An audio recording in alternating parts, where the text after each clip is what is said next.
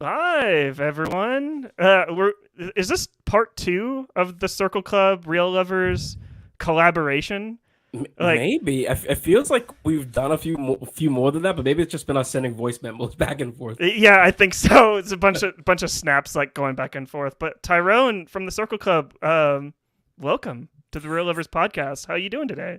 Thank you, sir. Always a pleasure to be here with you. I'm doing fantastic. It's almost sunset here in good old Massachusetts, so gonna get ready to go down for the long nap. But other than that, fantastic. We saw the creator this weekend. Mm-hmm. Gen V. We got this writer strike going on. So yeah, a lot of good things going right now. You know what? You just mentioned the writer's strike. I am so excited to talk about movies again because Uh, they finally got their deal after yep. 146 days Yeah, of I with know. the I was longest strike in like since that I know of. So Yeah, I honestly was losing faith, really. Like hmm I was like, this may go on till January. hmm Um, but I'm just hoping now that the writers have found a deal that they are content with, that hmm now the actors get the same sort of due diligence and attention and care. yeah. So we'll talk a little bit about that before we get into our review of the creator, Hmm. the new Gareth Edwards. I know what I on Twitter I was fighting with people going back and forth about. We'll get into like my thoughts on that, but I Yeah. confused Gareth Edwards with Gareth Evans, so Okay. I had to go back and apologize to those people and be like, "I'm sorry." I was Like, wrong. yeah, I was wrong. But let's get into this little writer strike. Kind of like Sure. go into some bullet points on like Yeah. what was actually in their deal. Like did you go through like the contract on like what? Yeah, so I didn't go through the actual contract yet. Mm-hmm. I got some of my main sort of points from Vanity, from the Hollywood Mm-hmm. Reporter, Vulture, and amongst the different highlights, just to give a quick synopsis of what I had here was, streaming residuals be tied to the show's performance. Mm-hmm. All shows will require a minimum of writers and guarantee employer writer length, which is fantastic. Mm-hmm. There's a lot of protection against AI, artificial Yes. intelligence. Mm-hmm. And then they secured some little wins that weren't as like big on the screen. For example, writers get that guaranteed compensation, they get paid Mm-hmm. quicker. They get to turn in a second draft for these movies. Like these little things that will make a big impact long term. Mm-hmm. I mean, and it's also really eye opening to me. And I'm like, this makes a ton of sense why some of the quality has gone down. Like, there wasn't a guaranteed second draft of a movie. Like, that's just insane to me. Mm-hmm. Like, Bec- I That's insane, but it totally makes sense for how these streaming companies were operating. Because I've yeah, said this before on the Real Livers podcast, is that we are like the way these streaming companies were operating. They're operating more like tech companies instead of studios. mhm, It seems like now like with this new contract that's been drafted yeah, and basically signed, and the writers are free to go back to work at this point. Not the actors yet. They meet on yeah, October 2nd, but it just seemed like the studio's like main goal or these companies' main goal were to push out as much content as possible. So they don't mm, want like a second draft. They're like, we want your first thing and let's go. And it's just yeah, like, because they got to retain like these subscribers. But like, I'm really glad that like these writers are getting like their residuals back because that's how hmm, a lot of writers get pretty much make a living. Like you write yeah, like one show and like that will go into your pension. Like that's another thing that they bolstered in yep, with this contract is their pension will isn't going to be going away. So that's like another win as well. And it's hmm, just I I, I just think it's like a huge win for like unions, yeah. and just like the film industry as well. Yeah, and I'm pretty anti-capitalist, and I'm always and I'm always just thinking about how the corporation is, there's some loophole in there or something. So I'm Hmm sure there are some things in there, but some of these concessions seem like vast improvements. hmm One thing that does make me a little bit nervous or worries me is I saw something about how it'll, like, some of the bonuses and residuals be based on the equivalent of like 20% of the domestic subscriber base. and it's got to be within 90 days of the premiere and Hmm. things like that. And so, 20% doesn't sound like a lot, maybe to some. I feel like it sounds like a lot. If Disney Plus has a million subscribers, and that means that you have to get 200,000. Well, okay, is there going to be this push to grow the platforms big enough where people Hmm. can't hit that number? Right. And they know that their numbers are slowly growing because they don't release these numbers to the public, so we don't always fully know sometimes too. And Hmm. so, they I think the big thing is transparency. Like regardless of, maybe the next deal we're gonna have to like argue about that percentage, that 20% number. But Hmm. the fact that they're even giving numbers now is a massive, massive win. Yeah, exactly. And like you mentioned, like hitting like a certain number. Like one of the Hmm. big things about like the residuals is that movies over 30 million that cost over $30 million, the writers and people involved will get like a certain percentage. Yeah. And like I told you about this like offline, that like since like the number to hit is $30 million, I think you're Hmm. gonna you agreed with me. I think you're gonna start seeing a lot of like movies below the $30 million mark. And like Yeah. you said, Disney's going to be classifying these as Right. independent when they actually aren't. So Right. I. Exactly. That's gonna be one of my big like get on my nerves things is Mhm. this like the mega indies or what they're gonna call it or something. Mhm. They'll definitely call it mega indies. Like they'll actually brand it that. Like Yeah, yeah, exactly. It's like this all new mega indie for $50 million from Disney. right. Yeah. Oh Oh man. gosh. Uh yeah, I just a huge win all around for the WGA. I'm hoping SAG-AFTRA will get pretty much like the same deal. I Yeah. think I've been thinking about this a lot recently. I Hmm. think they're meeting on October 2nd, like this Yeah. week actually. And Yeah. I don't think that the that SAG-AFTRA is going to be waiting all that long. Now that there is Mm. like a blueprint in place Yeah. for like the people in this industry, Yeah. like all you have to do it seems like pretty straightforward for like the Right. studios to just kind of like just plug Okay. and chug and just be Right. like, okay, don't use AI for like the actors, don't replace Right. actors with AI. Yeah. It's that simple. What Yeah. although we've been saying that for like 6 months. So Right. Right. yeah. Yeah. I mean, that also requires these CEOs having hearts and Yeah. souls, which a lot of them don't. But no, I mean, I think the writers, in my personal opinion, not to throw shade at the actors, are the most important sort of part of this entire Mhm. process. They're the ones who are creating the stories. They're making the characters come alive. They're telling, the details of the costume, the setting, the world that they're in. So I think Mhm. that they do deserve to have their deal sort of taken care of first, because Mhm. naturally in the sort of chain of operations, you have these writers, they have these great stories. Okay, now it's time to put these brilliant actors into these stories and make it come alive. So Mhm. I do hope that they get a deal. The one thing in that actors deal, and I know we're not talking about that, so I won't go too off focus. I hope that the extras get proper pay, because as someone who's done extra work in the past, like I mean, we're talking $8 an hour, Yeah. and it's just really disgusting to me that that's even still going on and allowed. Yeah, I know quite a few production assistants. I know that they kind of operate right around the same like kind of like union as like the Hmm. as extras. Probably Yeah. they like if they don't get like a new contract, IATSE isn't going to get a new contract. Like if it's not going to be solid, they're going to be striking as well. And Yeah. which I think one thing that we should learn from like all of these strikes is that unions are important. Totally. Unions b- help bolster like the workforce and just Yeah. like support like the actual people doing the real work. So Totally. it's Do not yeah. fall into the traps of paid politicians that Hmm. unions are terrible and unions get things done. Unions are Hmm. how it's possible. And honestly, I think the entire labor union, we need to be pushing more of this, Hmm. because like, this writer strike, if it shows anything, these are folks who are writing fictional pieces of work so that we can escape life. I mean, there are some Right. really people doing important work out here who don't have unions and aren't getting paid. So I Right. agree. Hopefully, this becomes a blueprint going forward.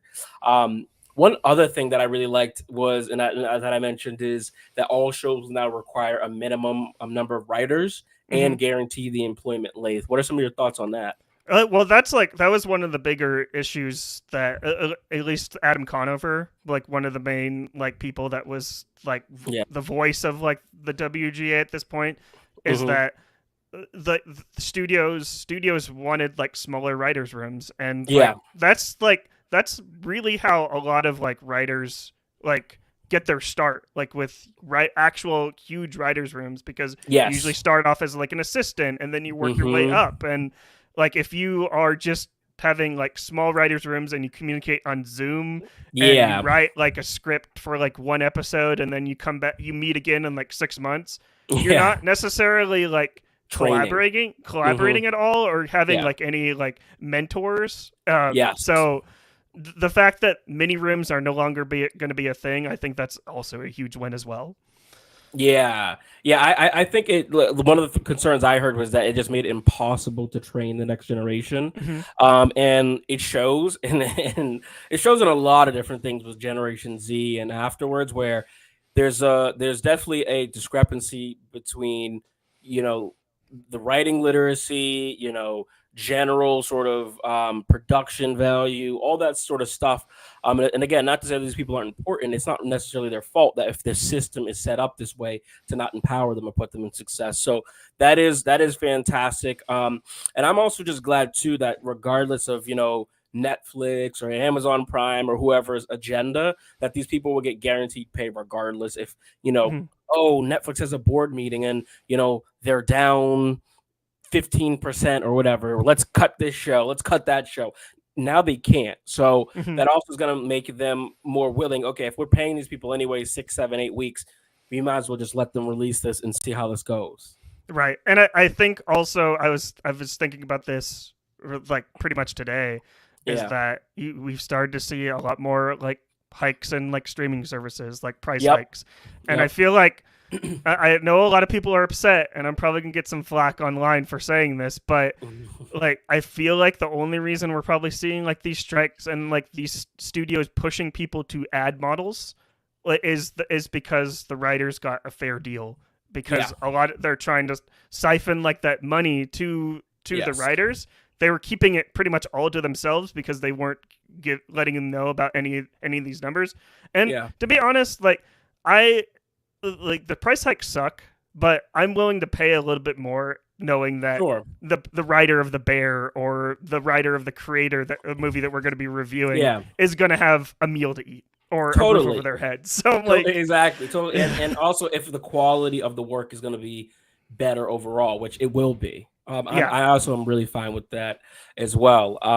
And I think what the studios and streaming need to realize is it's not the price always that is makes people upset, even though it's certainly Hmm. a thing, and especially in these times we're living in.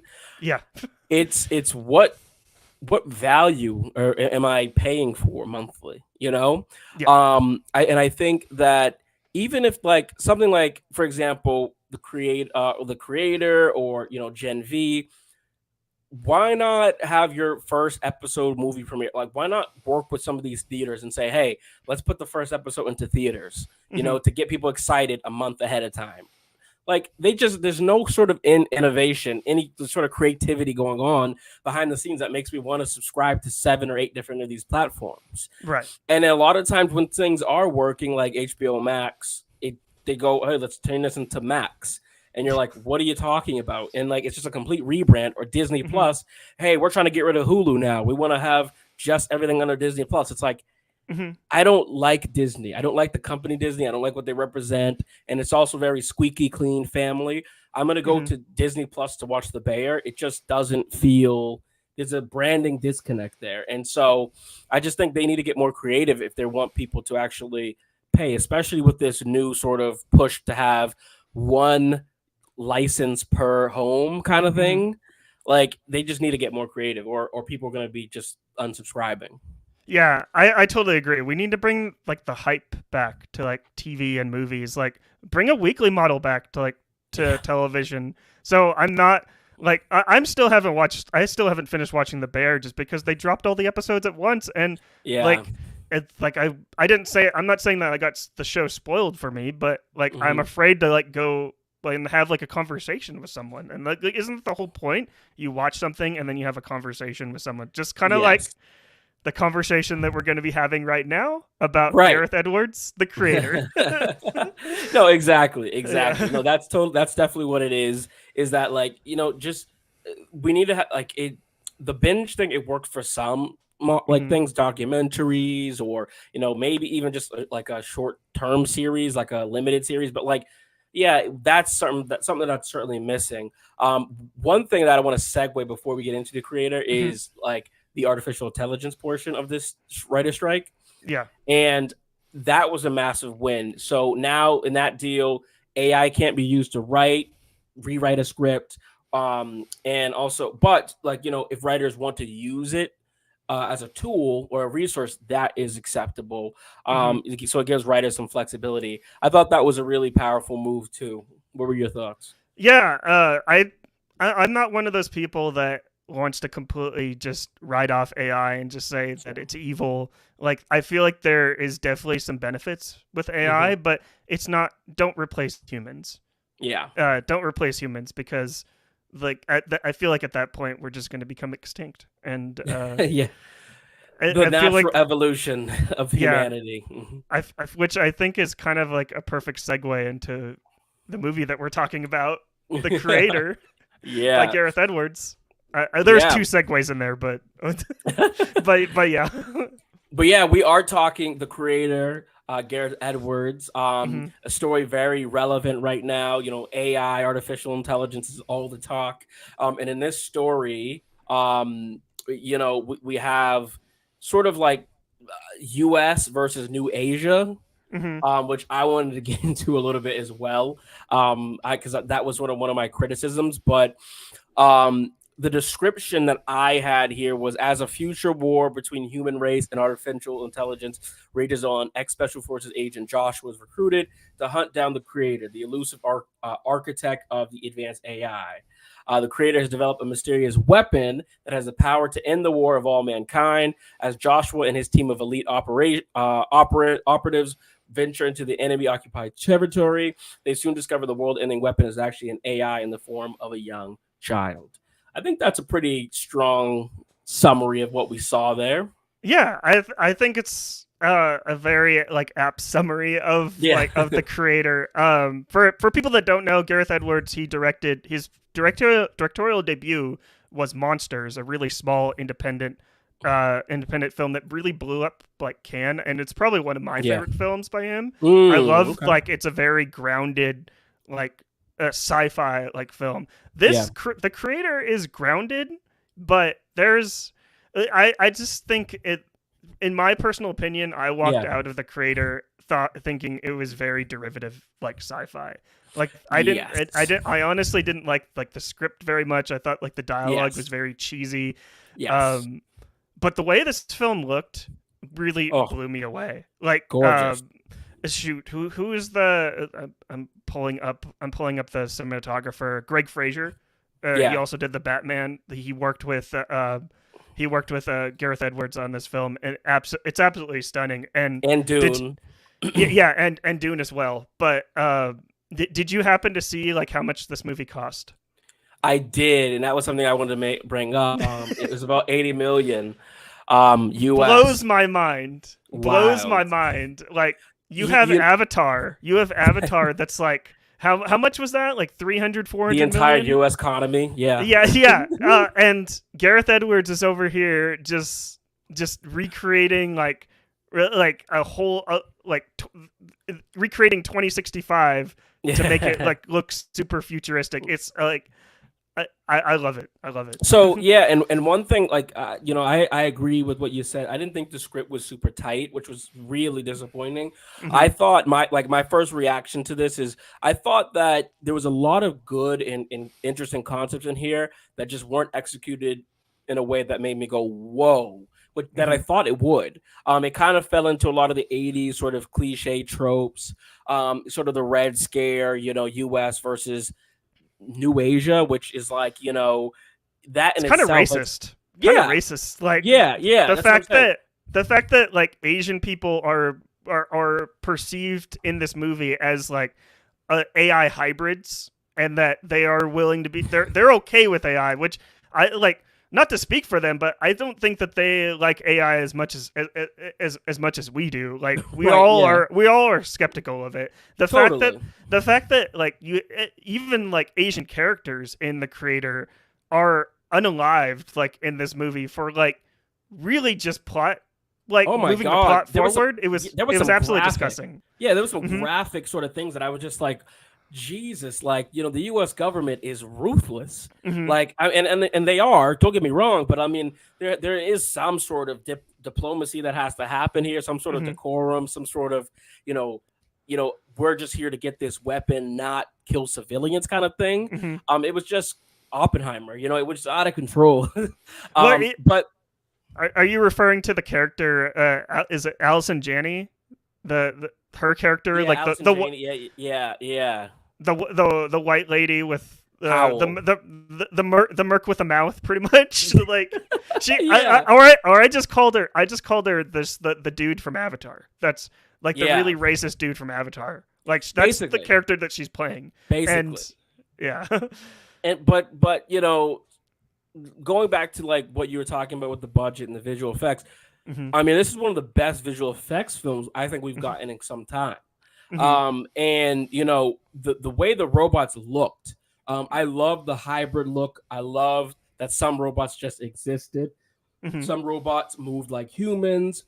I like this sort of like, robots having this like ideology or moral compass of like sort of peacemakers. But Hmm. I felt like where it felt short is they didn't invite us into the world enough. Hmm. And so I think if they established that these robots were maybe a bit more pacifist, a little like less willing to fight, and it was more so that the government or the US government was sort of projecting or Hmm. sort of like, misreading a situation here, that could have been interesting. I think it could have been interesting if the US government sort of realized, wait, this actually is not a threat, that we can live in harmony. I just, the thing with me with sci-fi, and I love sci-fi, there has to be some sort of message, some sort of story, and I think that's where it really, really felt flat to me. Yeah, I think it fell flat for sure. And there's moments like in like I'll describe like a moment that's early on in the film. Yeah. It's not necessarily like a spoiler, but the Mm-hmm. John David Washington character, like Yeah. he is Joshua. introduced as like someone that doesn't like AI and Mm-hmm. not willing, like he just wants them eliminated. And like Mm-hmm. there's a scene where he's like arresting like a robot, Yeah. and like the robot is like begging for its life. Like Right. do you remember that scene where he Yeah. was like absolutely like in terror, and John David Washington is like, he basically looks at his partner and says like, They're not don't real. give in, Yeah. they're not real. And I'm like, oh, and the part, his partner like right next to him, just like, oh, that seems pretty real to me. I'm just like, I Yeah. wanted more of those moments where it's like, Definitely. Definitely. because like I don't know about you, but if like a robot is like tower just like afraid, like Yeah. shows like emotion, then I'm gonna feel I feel sorry for it a little bit, just because. Yeah, I think, and that kind of goes back to what I meant about like inviting us into the world. They should have, in that Mhm. first act, they really should have like, I understand, right? Like for us, we come from a generation where they're just robots. This is Mhm. just, open. This is a trash can. This is a car. I Mhm. think there should have been a better job of showing that transition of when did humanity sort of start having empathy for these robots. And Mhm. they tried to do it with that montage, but I felt like that's where they shouldn't have rushed.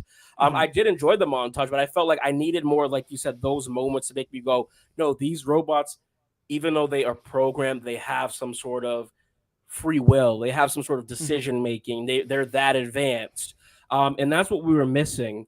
Um, but going back to the visual effects for a second here, Mhm. so Gareth Edwards actually studied visual effects in university. Mhm. So I think that also is probably why he has such an attention to detail here. And I Mhm. also heard that they kept the script pretty tight, which is a benefit and a disadvantage. Benefit because you like they shot it all, then they did post production with the visuals. They weren't really like there was not a lot of like pre production and visual modding and stuff what you see in Marvel, which is why Mm-hmm. it kind of like they get stuck or pigeonholed. So I Mm-hmm. think that's one of the reasons it worked really well. But I think this movie kind of shows me that you don't need these like $300 million budgets to kind of achieve something that's visually phenomenal. Because Mm-hmm. that's what this was. It was visually phenomenal, and I really liked the sound design as well. It kind of took some of those Star Wars sound effects, but like made it seem a little bit more realistic, a little more authentic, and I really appreciate the sound design. More grounded for sure. Yeah. Like especially I feel like the strongest part. We won't talk too much about it because of spoilers, but I feel like Hmm. some of the stronger emotional aspects were Yeah. the third act. Everything that happened in the third act, and Really? it like I got a lot of District 9 vibes, like in that third act Mm. where he.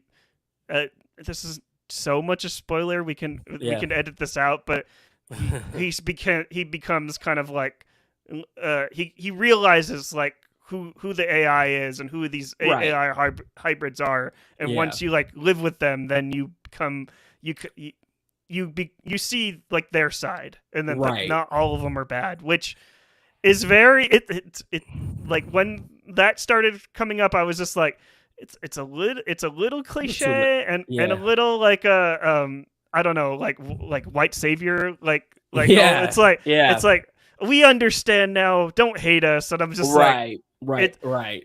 but I Yeah, no, I agree, and I thought too. Like the third act for me, they really rushed at the mhm, end. Like it was like boom, boom, boom. Like the scenes were so fast, but mhm, within that, there were some moments I really did like. I loved sort of that like chemistry between Madeline Yuna, who plays Alfie, the young robot girl, mhm, and John David Washington.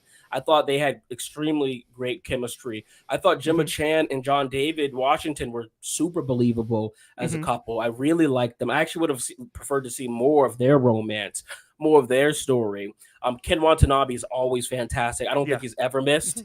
mhm, He's just so good. And like even in his short moments, he was really fantastic. There was a line that he said that resonated with me. He was like, we're not designed to kill. Sort of like the creator, right? mhm, And I like that moment, but I thought what they could have maybe done with that is if we got that ideology early of like we can't kill or like that's not what we're programmed to do, there was a mistake, and we had that like maybe in that first act we would have maybe had a little bit more empathy, maybe you would have believed that the US government could have changed over time, but it went a route that was predictable. And I don't know if this is true, and I'm not gonna sort of give Garrett Edwards a pass here. This movie felt like a movie where there was a lot of potential and uniqueness, and then like maybe the like producers or the or 20th Century Studios was kind of like cut that, oh, like mhm, reduce this, oh no, we need a moment where the girl saves, or you mhm. know what I mean, like it felt like this had some sort of larger hands involved with it. Yeah, I can definitely see that. Although I do think that like I said like before, I feel like this movie started picking up a lot like in the third act. I feel like you Yeah. could have cut quite a bit from like those first and second acts because Yeah.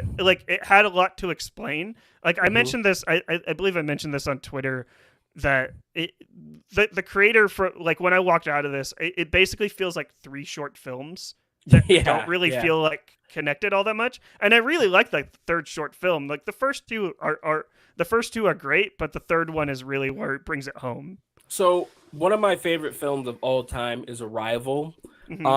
And do you remember that film Passengers with Jennifer Lawrence? I haven't seen it. I've been Okay, so told so to watch it multiple times, but I just it's haven't seen it. it wasn't great, and one of the reasons, like those two to me are a masterclass in editing, and Hmm. one of the reasons Passengers doesn't work is because the way it's edited is up front. You see, like in the very first sort of scene that um Chris, what's the guy's name from Guardians of the Galaxy? Chris Pratt. Chris Thank you, Pratt. Chris Pratt. Chris Yeah, Pratt. Chris Pratt. Yeah, Chris Pratt's character. Um, reveals that he unlocked Jennifer Lawrence's character even though she wasn't supposed to.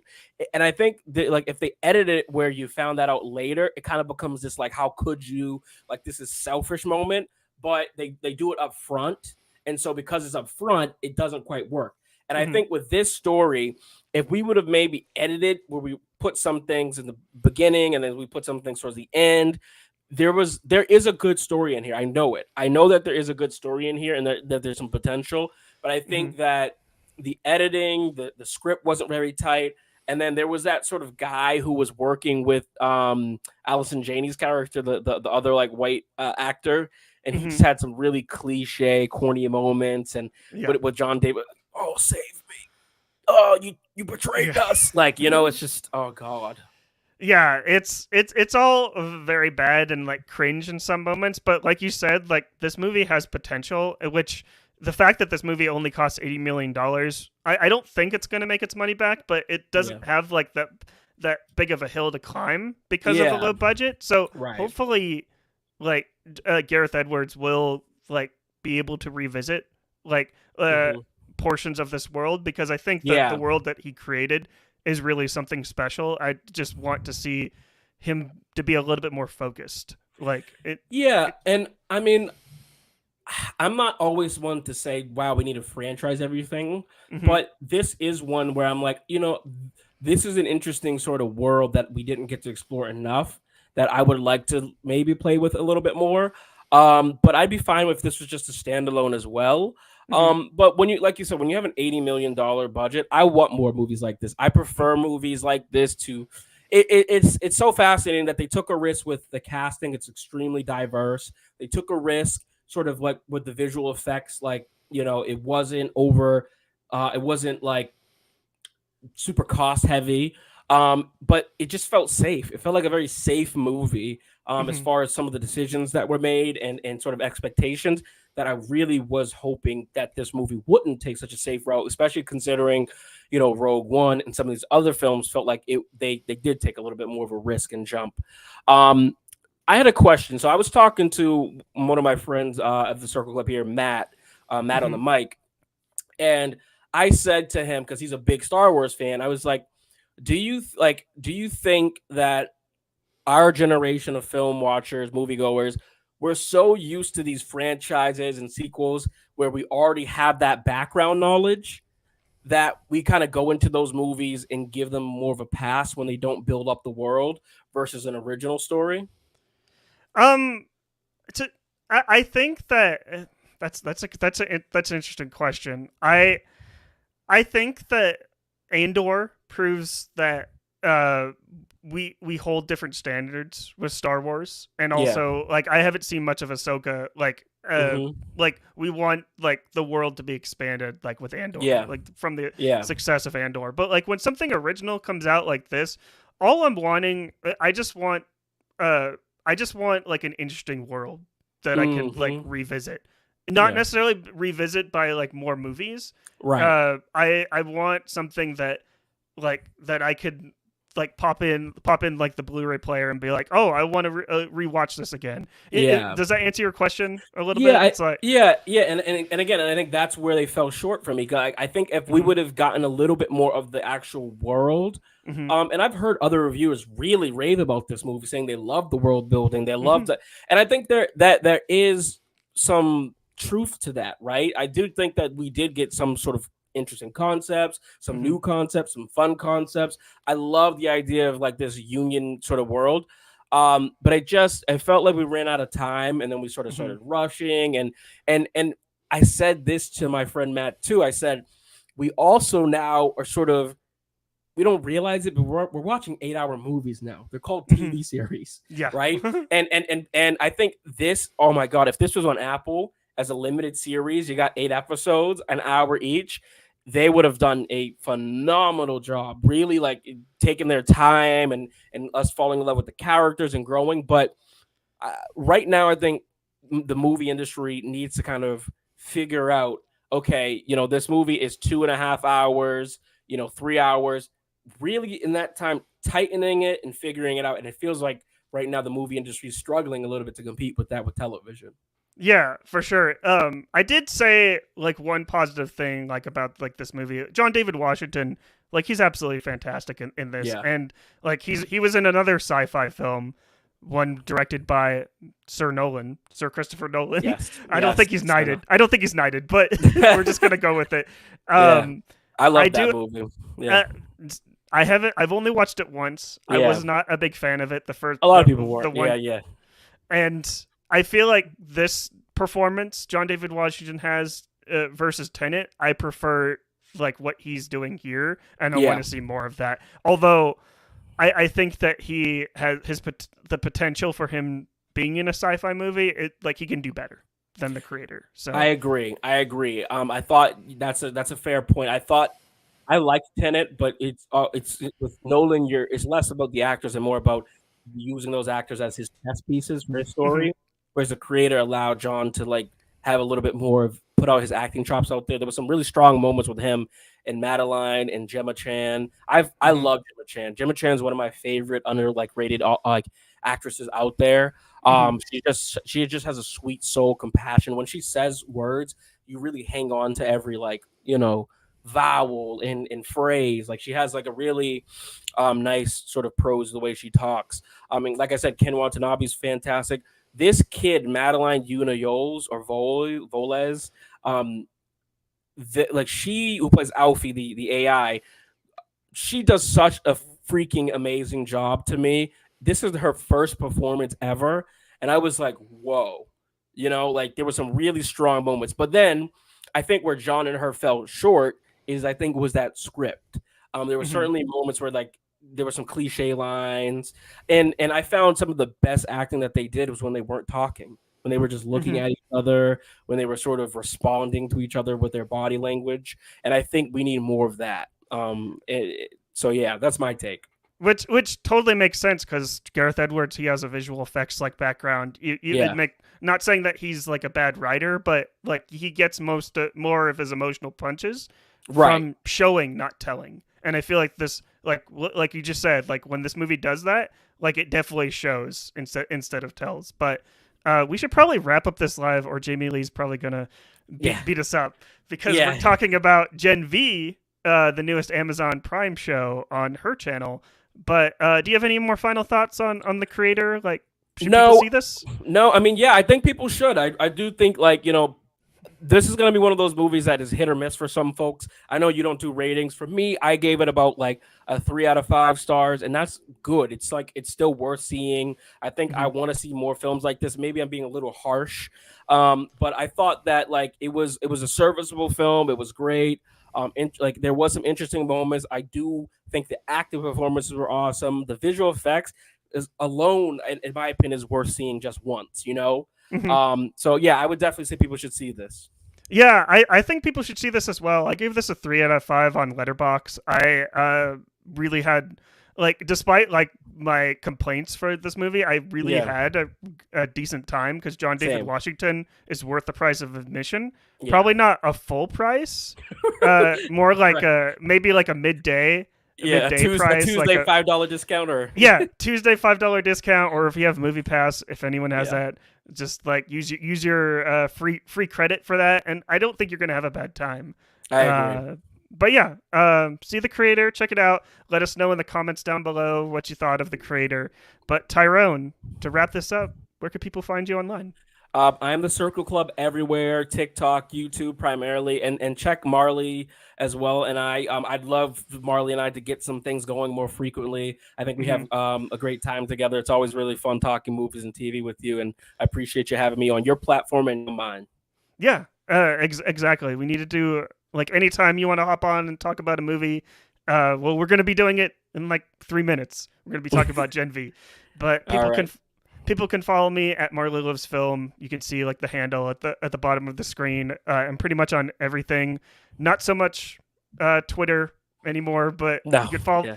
The main ones are Threads and Instagram, which is basically just Instagram, and then YouTube as well. So you can listen to this podcast anywhere where you listen to podcasts at the Real Livers Pod, or the Circle Club. The Circle Club's also on Spotify as well. Yep. Yeah. We're on Spotify and everywhere. Just search the Circle Club. You'll find us. Yeah, just search the Circle Club and the Real Lovers podcast and give us a rating, give us 5 stars, and even if we're doing bad, give us 5 stars and let us know how we can improve. So Absolutely. yeah, Absolutely. yeah.